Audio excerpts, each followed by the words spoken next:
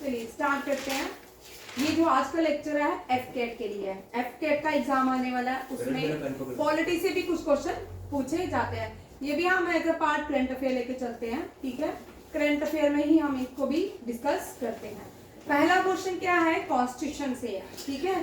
सारे क्वेश्चन ही डिस्कस होंगे, जो वन लाइनर होंगे हम उनको डिस्कस करेंगे। हमको यहाँ पॉलिटी को डिस्कस करने नहीं आए हैं, ठीक है। हम वो क्वेश्चन यहाँ पे डिस्कस करेंगे जो एफकेट में पूछे जाते हैं।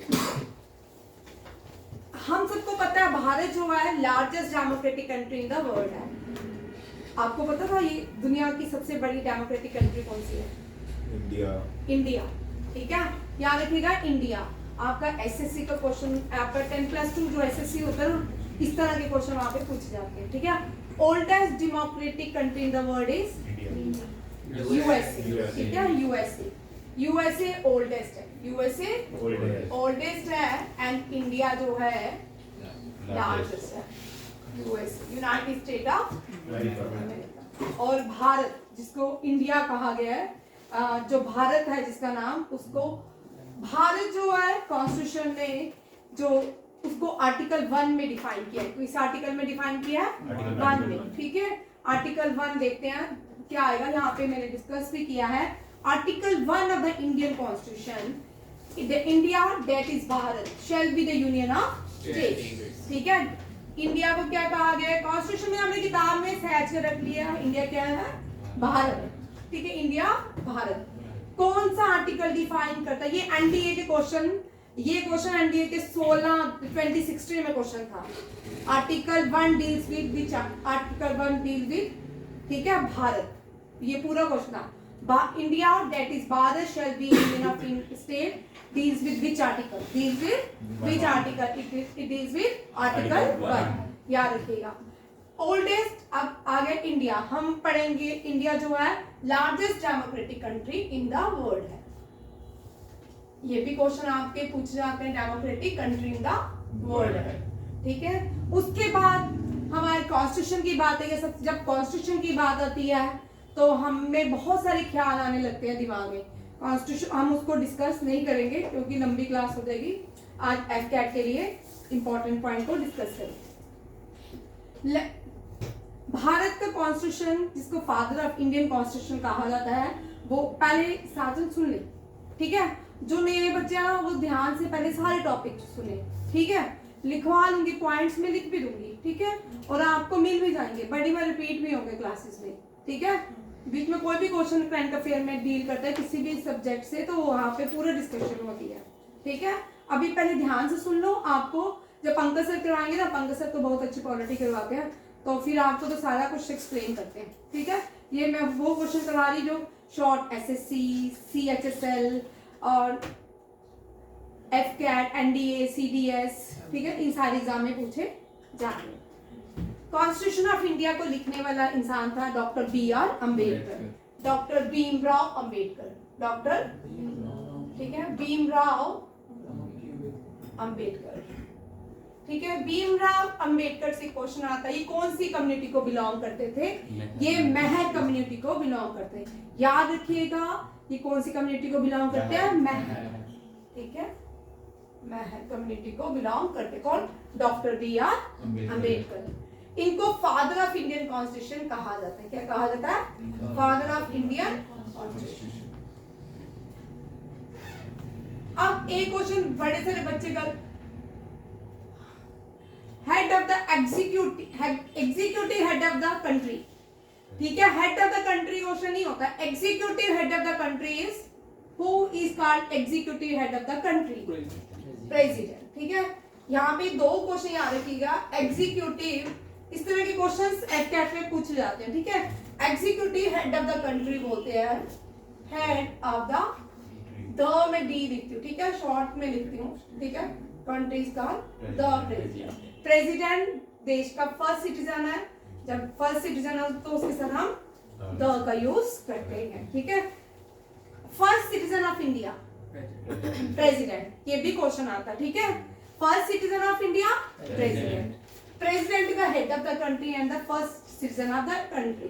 अब प्रेसिडेंट के बारे में है तो first president of India was doctor Rajendra Prasad, ठीक है, डॉक्टर राजेंद्र प्रसाद। ठीक है, ये फर्स्ट प्रेसिडेंट ऑफ इंडिया भी थे और फर्स्ट एग्रीकल्चर मिनिस्टर थे। ठीक है, एग्रीकल्चर मिनिस्टर। अब राजेंद्र प्रसाद से आता तो हम कॉन्स्टिट्यूशन की तरफ वापस चलते हैं। ठीक है, अब कॉन्स्टिट्यूशन बनाया था उससे पहले कॉन्स्टिट्यूएंट असेंबली थी। ठीक है, जब कॉन्स्टिट्यूएंट असेंबली के हेड कौन थे? टेम्परेरी जो पहले हेड बने वो डॉक्टर सच्चिदानंदा सिन्हा बने। कौन बने? सच्चिदानंदा सिन्हा। और बाद में जो परमानेंट बनाए गए थे वो कौन थे? डॉक्टर राजेंद्र प्रसाद। डॉक्टर राजेंद्र प्रसाद क्या बने थे? Permanent head of the constituent assembly. ठीक है, बट ड्राफ्टिंग कमेटी के जो हेड बने थे वो कौन थे? Doctor B.R. अम्बेडकर। ठीक है, 3 क्वेश्चन है। बड़े सारे बच्चे एग्जाम में ये वाला क्वेश्चन मोस्टली गलत कराते हैं, कंफ्यूज हो जाते हैं। जब हम एग्जाम देते हैं बड़े सारे बच्चे इस क्वेश्चन में फिर ड्राफ्टिंग कमेटी फिर सोचना रहता है ड्राफ्टिंग कमेटी का ये था, कॉन्स्टिट्यूएंट असेंबली का कौन था। ठीक है, इस तरह के क्वेश्चंस बहुत सारे बच्चे गलत कराते हैं। अच्छा, इसके बाद आता है और राजेंद्र प्रसाद जो है स्टिरलिंग कमेटी के भी हेड थे।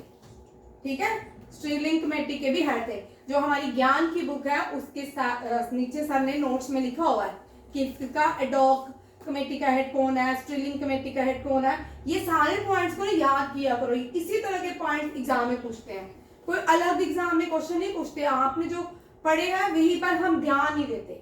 ठीक है, अब आपको पता है कॉन्स्टिट्यूशन किसने लिखा? हाथों से किसने लिखा? किसने? प्रेम बिहारी क्या? प्रेम बिहारी नारायण राय। क्या नाम है? प्रेम बिहारी नारायण राय।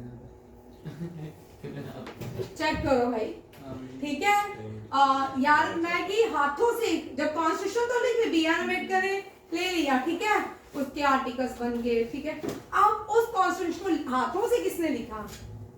क्या नाम है? प्रेम बिहारी। प्रेम बिहारी। आगे नारायण प्रेम बिहारी। ठीक है, प्रेम बिहारी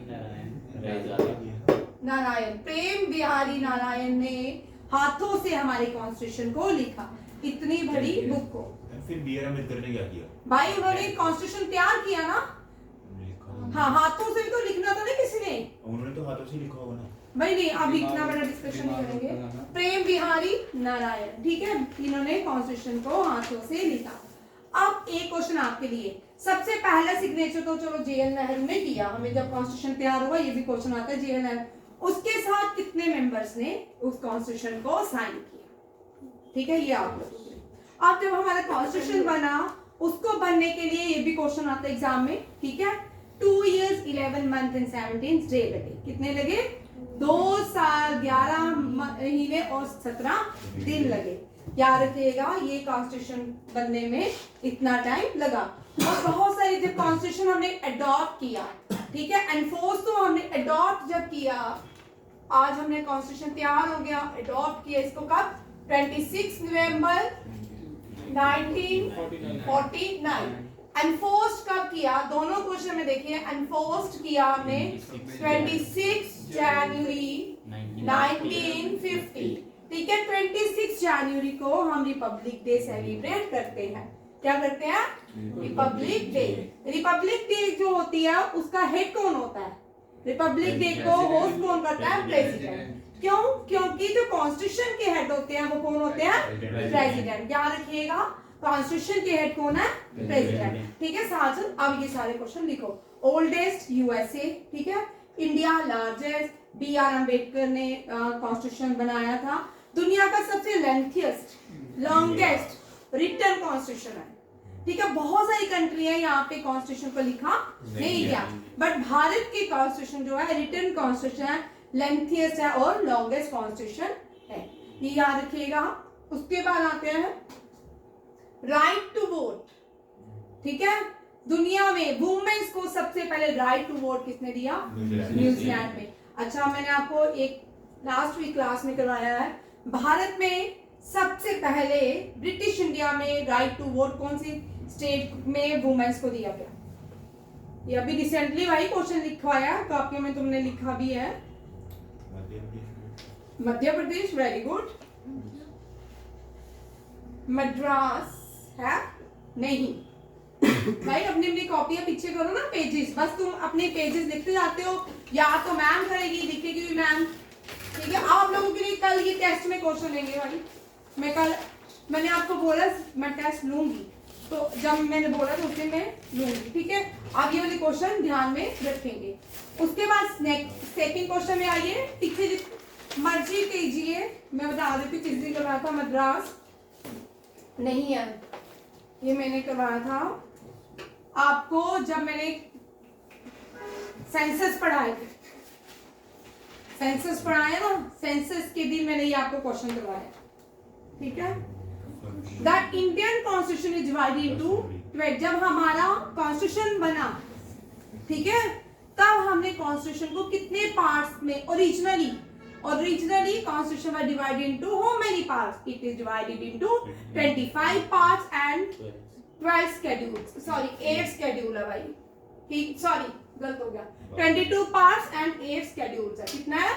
22 parts and 8 schedules। और अब हमारे कॉन्स्टिट्यूशन में 25 parts and 12 schedules है। कितने हैं? 25 parts and 12 schedules, ठीक है। Article 470 divide into 25 parts and 12 schedules। पंचायती राज आता है कौन से स्केड्यूल में? 11th schedule। 11th schedule deals with the Panchayati Raj and 12th schedule deals with the municipal corporation। ये दोनों क्वेश्चन बड़े इंपॉर्टेंट है। पंचायती राज जो है third tier of the government है, ठीक है, थर्ड टायर ऑफ गवर्नमेंट है। इंडिया में 3 टायर्स ऑफ गवर्नमेंट है, ठीक है, ये थर्ड टायर है। बहुत इंपॉर्टेंट क्वेश्चन है।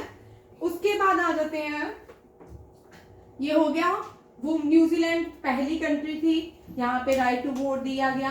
सऊदी अरेबिया में भी अब राइट टू वोट, वुमेन के लिए राइट टू वोट है। फिर भी वो अभी भी मोनार्की है, वहाँ पे राजा जो है किंग वहाँ का रूल करता है, वहाँ पे डेमोक्रेसी नहीं है।